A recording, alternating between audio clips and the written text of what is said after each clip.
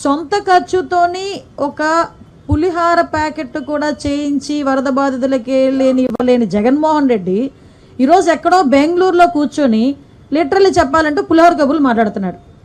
Sorry, నేను ఎందుకంటే మాట్లాడుతున్నానంటే ఇంత జరుగుతుంది, ప్రపంచం అంతా చూస్తుంది, ప్రజలందరూ బయటికి వెళ్తే ఎస్ మాకు ఇది జరిగింది, మాకు ఇది అందింది అని చెప్తున్నారు, దాతలందరూ ముందుకు వస్తున్నారు.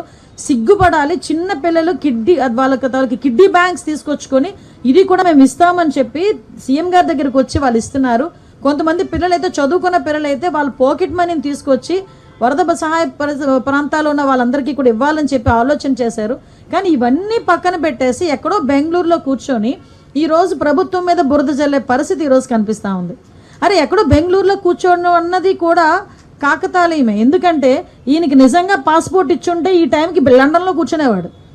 ఈ టైంకి లండన్లో కూర్చోవలసిన మనిషి పాస్పోర్ట్ ఇవ్వలేదు, పాస్పోర్ట్ అవ్వలేదు కాబట్టి